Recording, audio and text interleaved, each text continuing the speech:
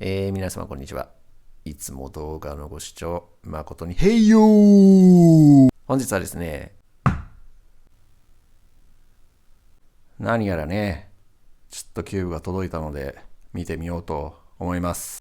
こんな俺の大好きなキューブヘッドさんのセンターロゴシールかな、こんなの貼り付けられちゃったらこれベリベリ剥がせないじゃないか。下だけ切って開けるか。うい、下だけ切ってね。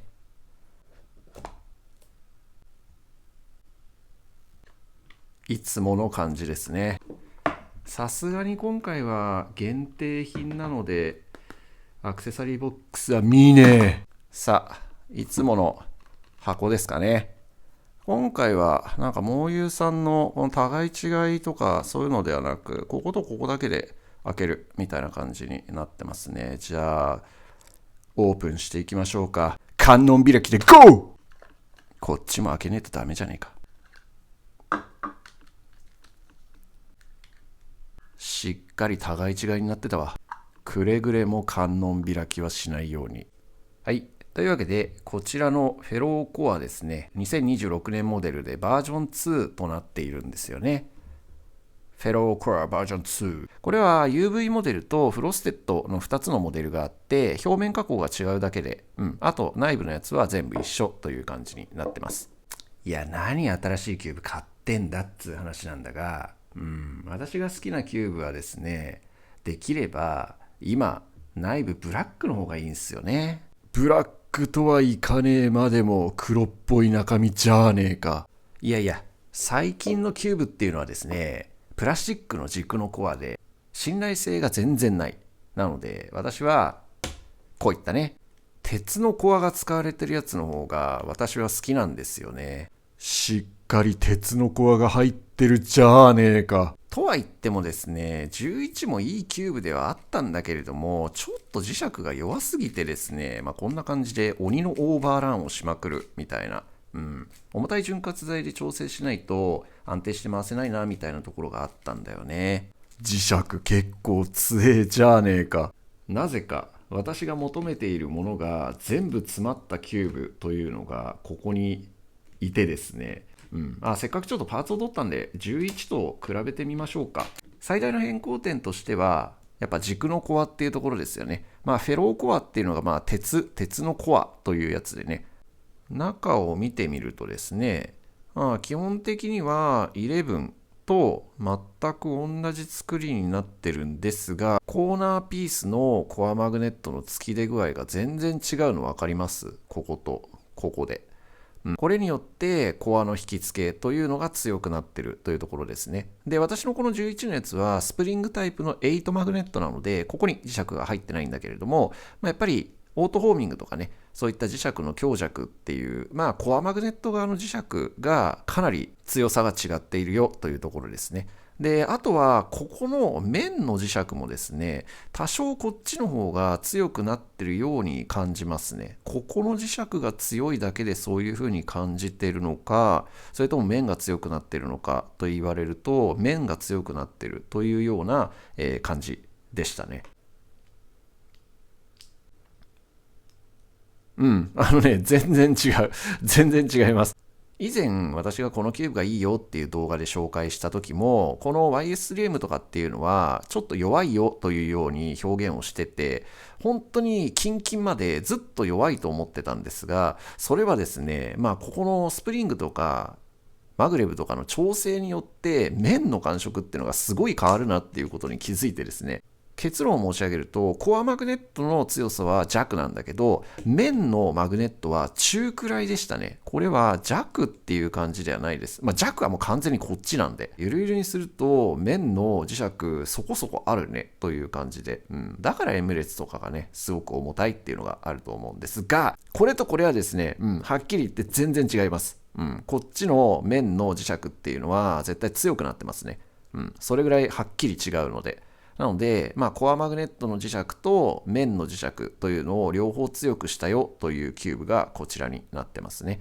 この黒色の素材というのがですね、この原色の、サンダークラップっぽいペタッとした感じの摩擦感を生んでる。この素材と、どう違うか。どっちかっていうとこっちっていうよりはこっちなんですけどね。ここなんですけどね。ここの面なんですけどね。うん。どっちかというとこれはこういうパネル式ではないですけど、結構パキパキした、そういう感じの接地面の感触を生んでくれるんじゃないかなと思っております。はい。というわけで内部構造はこんな感じになっておりまして、ホーミングの具合がですね、全然違うよというのは、今見ていただいた通り、コアマグネットの距離自体がね、全然違うからっていうところになってますね。ややこう、ピース同士が離れてる感じ。接地面の接地感があまりないという感じの感触に比べて、こちらはもうピース同士がしっかりくっついてるというような感触がありますね。パーツの作りは全く一緒なんですが、この回し心地の違いっていうのは、おそらくこの着色による変化とかなんですかね。もし全く同じパーツを使っていたとしたら、この塗料を入れて作ったプラスチックのパーツなのか、塗料とかを何も入れてないプラスチックのパーツなのかというので、回し心地の感触っていうのが変わってくるのかななんて思ったりするんですけれども、こちらの方が、ピースがくっついてる感じですね。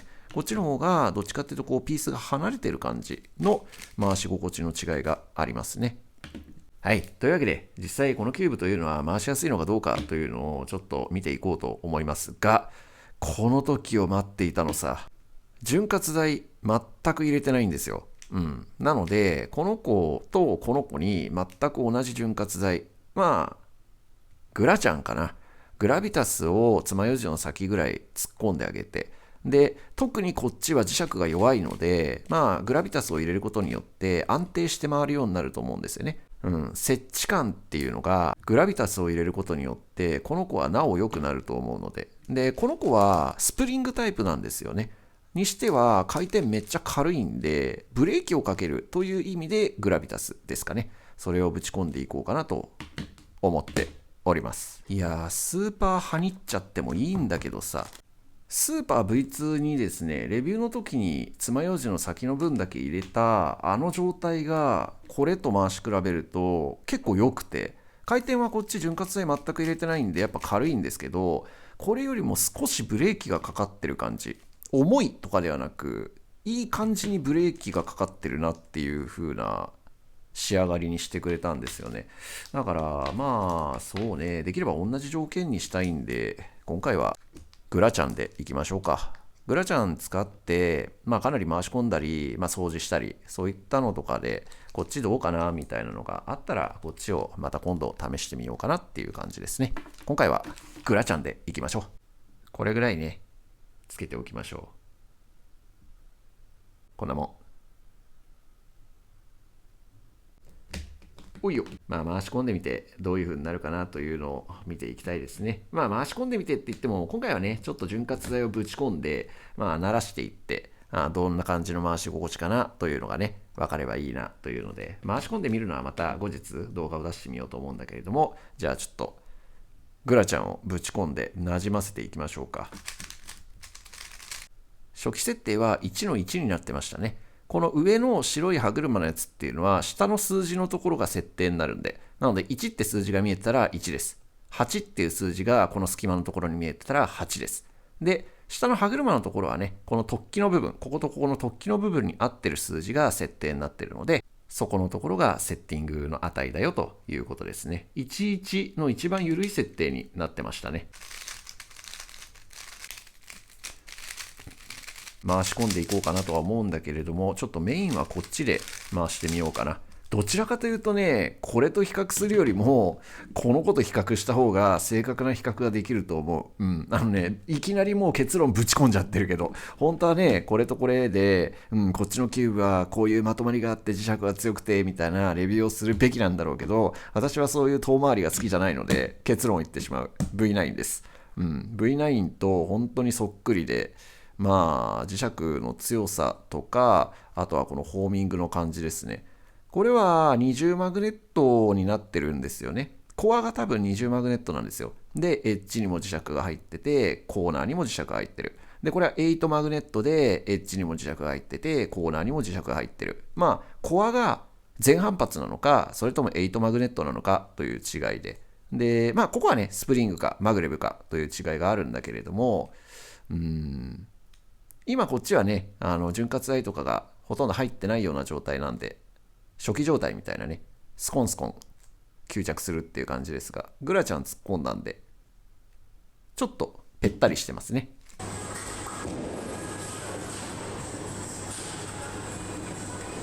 サイズ言い忘れてた。安心と信頼のね、モーユーボックスさんに出てきてもらいましょう。あ、55.5 だね。そうや、重さ見とかな。あなたは体重何キロですか？おい、67、68、あ、69はいかない。いいね。あなた62ね。11が62で、この子は 68g ですね。ちなみに、マグレブの V9。76。おお、なるほど。この子の方が 6g、7g ぐらい重い感じ。V9 ね。うん。でも V9 をスプリングにしたら、多分この子と同じぐらいの重さになるんじゃないかな。68g とかですね。はい、いつもありがとう。フェローコアの方が、もう本当に V9 チックな感じの回し心地で、11は完全に V2。うん、スーパー V2 ですね。そっちの感触で。で、使うユーザーによってはですね、11が、V2 の劣化だというふうに言ってる方もいたんですよ。うん。で、私は劣化っていうふうには思ってないんですよ。どっちかっていうと V10 に似てるのはこっちで、スーパー V2 っていうのは同じパーツ形状なんだけど、もっともっとなんかこう柔軟性寄りにしたよみたいな感じなので、まあこれが V2 の劣化かって言われると、私はそうは思わないんですけれども、でも言いたいことはなんとなくわかるんですよね。というのも先ほど述べた通り、グラちゃんをちょこっと入れただけの V2 っていうのが、まあ、今のこの感じじゃないんですけど、結構良かったんですよ。で、今これ初めて潤滑剤を入れたんですよ。潤滑剤入れずにもう400以上は回してるんですけど、なんかかたくなに軽いやつがいいからっつうので潤滑剤を入れてなかったんですが、まあ、せっかくだったらね、この子スプリングでっていうこの子と比較をしたかったんで、こいつもったいね。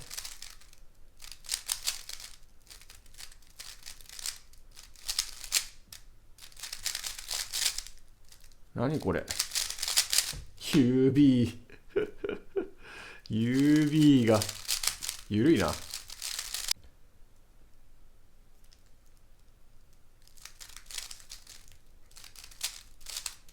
れ、見失っちゃった。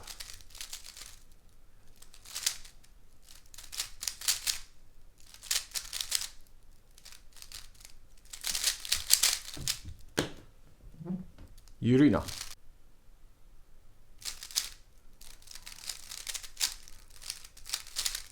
ほら、色見やす。何これ、ゆるいな。あ、スタートしてた。考えたらスタートしてた。ちょっと動揺しちゃったね。ちょっと動揺しちゃったよ。今、マジスタートしてんのみたいな。色見やす。ゆるいな。なんか今さ、めっちゃ余計な持ち返したでしょ。今、色見やす。何これ。M 軽いな。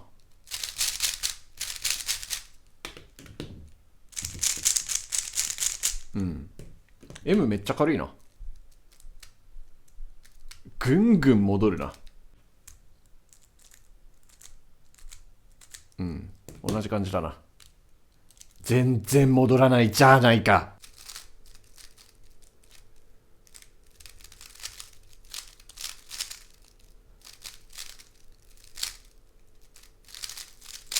なんでそれ迷う？ガチャガチャするんじゃない。ちょっと今もうなんか気づいたら100ぐらいいってるんだけど、黙ってもくもく回してたらこんなになっちゃったけど、いや似てないって今言おうとしたんですよ。 V9 に V9 にはやっぱ似てませんって今言おうとしたんだが、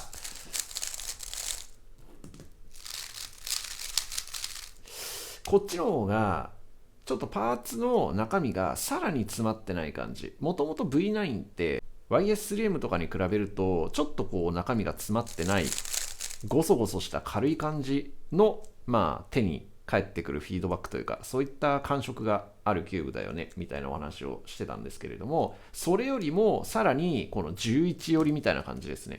11寄りの中空洞とは言いません。こっちとこっちでどっちの方がちょっとこう中身が詰まってない、中身ってコアじゃなくてブロックって意味です。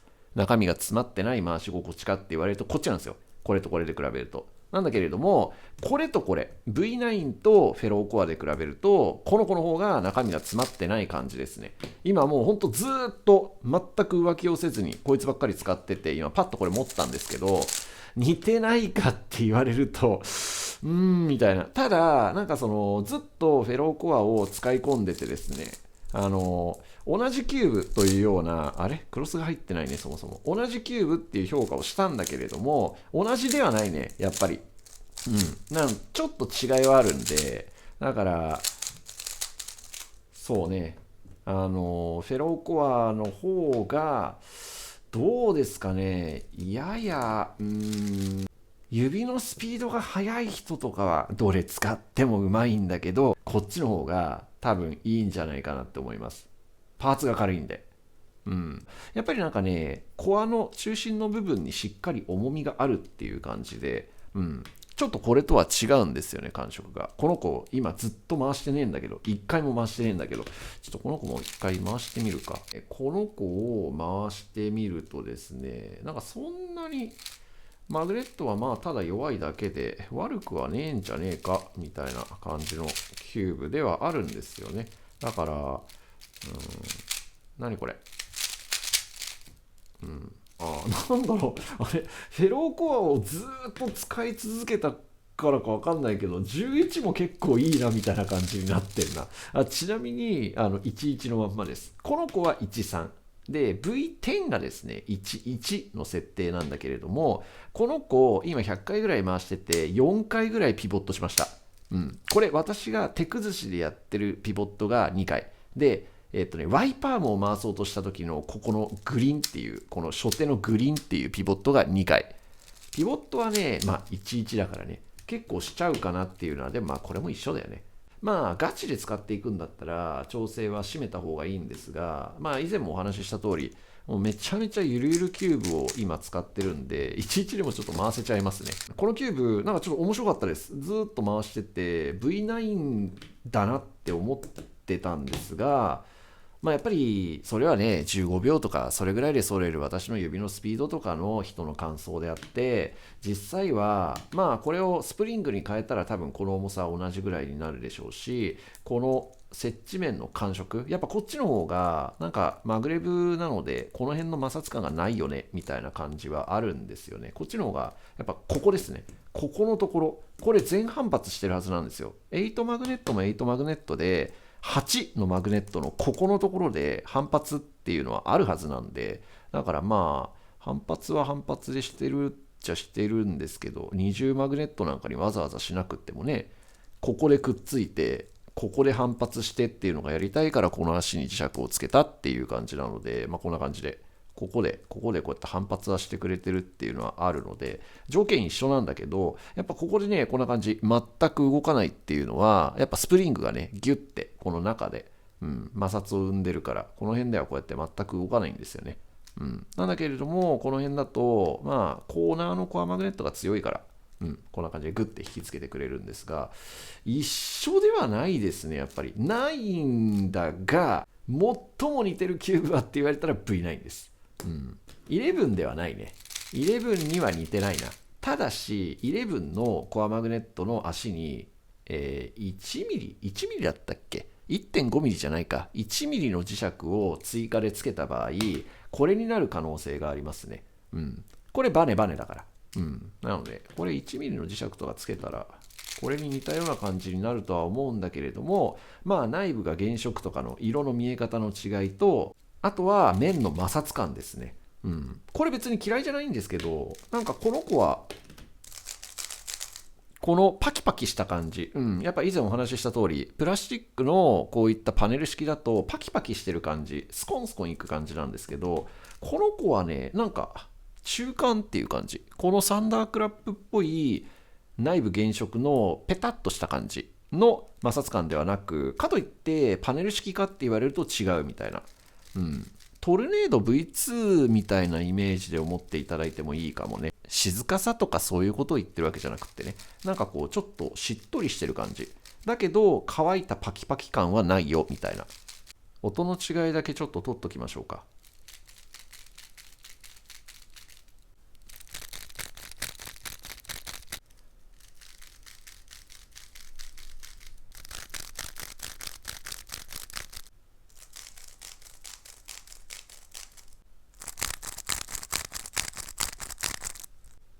なんかね、ガン11を触った時の感触に似てる気がしますね。なんかこのレールの上を走っていってるような感覚。ガンの11って XS に比べるとなんか線路のレールの上をシューって走ってってるような、そういった回し心地があったんですけど、めっちゃ似てるね、それに。なんかいいね。思ったよりも V9 ではなかったと言いたいけれども、個人的には V9 ですっていう感想にはなるかな。なるけど、全く同じキューブではないですね。内部の指に返ってくるフィードバックの感じがちょっとこっちより。ちょっと早く総括行きたいんだけどさ、なんかちょっと面白くてさ、あ、そうなんだみたいな。そうなんだみたいな感じで。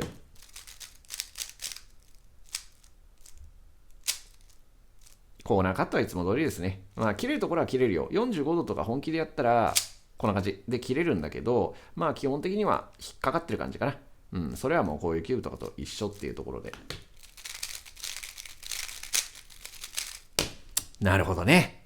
結論としては11とかが軽すぎるなっていう方でしたら、まあこのはちみつちゃんとかグラちゃんとかっていうのをちょっと入れてあげるだけで結構良くなりました。私はもうかたくなに軽いやつを丁寧にきれいに回すっていう練習で使ってたみたいなところが11あるんで、ずっと潤滑剤を入れてなかったんですけど、今回初めてグラちゃんを入れてみたんだけれども、すごく良かったです。まあパーツのコンタクト感というか、そういった、まとまりですよね。磁石が弱いのでガチャガチャしちゃうなというのがグラビタスによってこうおとなしくなったという感じで、こちらは単純に回転がめちゃめちゃ軽いので、それをおとなしくするためにグラビタスを入れてみたみたいな感じなんだけれども、全然違った感触になりましたね。同じ量ぐらいを入れているにもかかわらず、こっちの方がなんかちょっとしっとりしてるの分かります？で、こっちの方がなんか潤滑剤入れたのみたいな、シャコンシャコンいってる感じですね。なのでこのパーツの面の素材によってですね、だいぶ回し心地っていうのが変わるんだなというのが分かった。とても面白い比較ができた感じですね。久々にしてはまあまあだな。はい。というわけで、一番最後に、じゃあ、色合いだけちょっと見てからお別れといたしましょうか。クロス合ってる？このキューブはですね、もう先ほど回している時に述べた通りなんですが、まあ、感触が一番似てるのは何って言われたら V9 です。V9 なんだけれども、パネル式よりは内部原色とかあれがいいなみたいな、そういった方とかには、まあこれの方がいいみたいな理由がありますよね。内部がブラックでちょっとパーツの見え方が変わってくるよと、いうところで。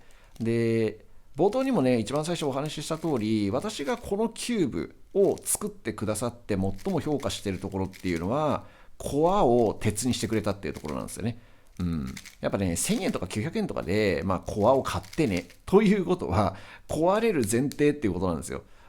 いや、それでさ、商品を、そのコアにしろ何にしろね、売るのはどうなのかね、というふうに私は思うんだけれども、鉄の軸の、これ鉄の軸によってですね、コアが折れちゃうとか、そういったことが、なくなるので、やっぱりね、そういった壊しちゃうかもみたいなことを、少しでもやっぱね考えながら回すのか、それともそういった、余計な雑念というかそういったことがないかっていうのって結構大きいと思うんですよ。ちょっと喋りながら何をやってるんだろうね。なので、そういった鉄のコアになってるよというところが非常に良いところなので、安心して分回すことができる、11というよりはちょっと個人的に V9 なんだけれども、11のカスタムキューブになってるよというところですね。じゃあちょっと、11、内部が原色なんでね、色合いは全然見え方変わってくるんだけれども、11と見比べてみようか。こうやって見てるとね、あんまり変わらないじゃんって思うんだけれども、ソルブをしてるとね、全然違う。全然違います。同じ色の赤は使ってないんじゃないかな。いや、そんなことないか。同じか。青は同じですね。こっちがちょっと暗いっぽく見えるとかっていうことはなく、青は同じですね。オレンジもなんかこっちの方がちょっと濃い気がするんだけどな。赤とオレンジがちょっと違うような気がしますね。黄色は同じ感じに見えるかな。透き通ってるとかそういうのはなく、白は一緒ですね。兄弟のね、V9 と比較です。兄弟って言っちゃったよ。兄弟の V9 と比較なんだけど、こっちの方がオレンジは明るいな。白が入ってるオレンジな感じがしますね。こっちの方が、オレンジですっていう感じ。でも、それは内部の色でかな。いや、同じ色かな。いや、さすがに同じ会社のキューブで色は変えないか。いや、でも、明らか赤違うよな。これも赤違うんですよね。こんな感じ。今ちょっとわざと角度変えてこっちを明るく見えるようにこんなんしてるけど、こんな感じです。こっちの方が暗く見えません？こちらの方が明るく見えますよね。こんな感じです。こんな感じ。明らかに赤色違うよねっていう感じなんですよね。なので、そうね。YS ちゃん、いや、明るいな。明らかに YS の方が明るいな。どっちかっていうと明るいな。モーユーさんのキューブっていうよりは明るいな。世界記録持ってる方がね、明るいな。監修したキューブっていう感じなので、明るいな。全部こっちの方が明るいわ。ちょっと特殊枠なんだけれども、YS3M とは色合いが全然違ったよというところですね。で、これね、回してみないと分かんないです。すごい黒いのよ。ものが。で、特に赤青がね、ステッカータイプキューブかっていうぐらい、暗いんですよね。だから、すごい主張をしてくれてですね、パーツが見やすいな、みたいなのがあって、感動しました。はい、いかがだったでしょうか。本日はね、フェローコア V2 の紹介動画になりました。今、11も結構使い込んでる最中なんで、どういった感じで感触が変わるかなっていうのは、今後ね、またレビューをしていこうと思います。これはね、ちょっとレビューする価値があるなと思っているので、この子とこの子は、できれば最低2000ぐらいかな。だいぶ時間かかっちゃうと思うんだけれども、2000回転ぐらい回して、潤滑剤も FZ 蜂蜜とかをちょっと試したりとか、いろいろやってみて、それで、V10 じゃないけどね、内部がちょっと削れて、これ以上変化がないでしょう、みたいな状態になったら、本当に V9 だったのかというようなこととかも含めてね、動画を今後出していければなと思っておりますんで、お楽しみに。このキューブは総括として鉄のコアはプラスチックなんだけど、鉄のビスによる安定性と柔軟性というのを兼ね備えているキューブとなっておりまして、やっぱりプラスチックのね、こういう絶対動きませんよっていうやつの方が、コストがいいからそれにしてるのか、それともそっちの方が安定するから、XS ぐらいからずっとプラスチックのコアになってるのかというのはわからないんだけれども、確かにプラスチックのコアの方が鉄のビスのコアに比べてですね、硬い感じなんですよね。でも裏を返すと、それが柔軟性というのをピースでなんとかしないといけないという感じになるので、ピースの自由度というかね、ここを作るのが結構難しくなってくるんじゃないかなって思うんですが、鉄のね、こういったコアを使ってるやつっていうのは、コアがそもそも柔軟性を持ってくれてるので、じゃあピースをちょっと直線的な感じにして、コアとピースでいい感じの柔軟性とか、そういった合成というかね、保ってあげようとか、いろいろできると思うんだけれども、単純にね、これを鉄のコアにしたとかっていうわけじゃないと思うんですよね。すごく扱いやすいキューブだったので、おすすめです。よかったです。が、めっちゃ高いよ。60ドルなんで1万円ぐらいするからね。買われる方は覚悟をするべきだぜ。本日も皆様の貴重なお時間を動画視聴に当ててくださり、誠にありがとうございました。SE いつになったら出てくるんだ。それではまた次の動画でお会いしましょう。バイバイ。ミスター、すまない。俺はうっかり 11SE の前にフェローコアを開けてしまった。ブチャリティ、答えようが答えまいが、俺は今からあんたにごく簡単な質問をする。たった一つの質問をする。俺が質問をして2秒以内にブチャリティが答えねえ場合は、俺はブチャリティの2つの目玉に各一発ずつ弾丸をぶち込む。ウーノ、ドゥエ。それ以上は待たない。もしブチャリティが答えなくても、俺は自分で質問の答えを探しに行くからな。いいな。それでは質問するぜ。ブチャリティ、11SE の動画はいつ作るんだ？うーの、ドゥエ。待ってくださいミスター。大変なことが起こっている。こいつ YS3M が本気を出してるだと。次回、すごいエッジ。